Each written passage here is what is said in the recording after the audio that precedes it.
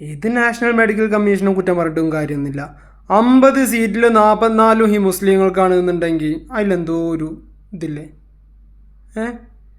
ഈ ഇന്ത്യയിൽ ഇത്രയും മറ്റു മതക്കാരുണ്ടായിട്ടും ഈ കുറഞ്ഞ മുസ്ലിങ്ങളിൽ 50ൽ 44 അവർക്ക് കിട്ടിയെന്ന് പറഞ്ഞാൽ എന്തോ ഒരു ദുരൂഹത ഇല്ലേ? പാവപ്പെട്ട ജനങ്ങളൊക്കെ പരിശോധിക്കാൻ നല്ല വിദ്യാഭ്യാസമുള്ള ഡോക്ടർമാരൊന്നും വേണ്ട. അതിന് 8ാം ക്ലാസ്സും 5ാം ക്ലാസ്സൊക്കെ പഠിച്ച ആൾക്കാരനെ ധാരാളമാണ്. യു പിയിലും ബീഹാറിലൊക്കെ ഇപ്പോൾ വിദ്യാഭ്യാസമുള്ള ഡോക്ടർമാർ അവിടെ ഇരിക്കുന്നത് 10ാം ക്ലാസ് പോലും ഇല്ലാത്ത ആൾക്കാരല്ല അവിടെ മരുന്നൊക്കെ എടുത്തിട്ട് കൊടുക്കണം അവർ ഡോക്ടറാന്ന് പറഞ്ഞിട്ട്. പിന്നെന്താ? അപ്പോൾ വിദ്യാഭ്യാസമുള്ള ആൾക്കാരൊന്നും വേണ്ട. വെറുതെ എന്തിനാ? പ്രത്യേകിച്ച് മുസ്ലിങ്ങൾ തീരെ വേണ്ട. അവർ ശരിയാവില്ല. വേറെ ഏത് ജാതിപ്പെട്ട ആൾക്കാരായാലും കുഴപ്പമൊന്നുമില്ല, മുസ്ലിങ്ങൾ വേണ്ടേ.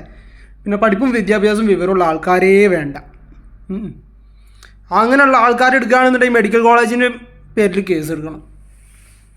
കേസ് എടുക്കണം, അല്ലാതെ നടക്കൂല. ഇതിനൊക്കെ സമരം ചെയ്യണേ.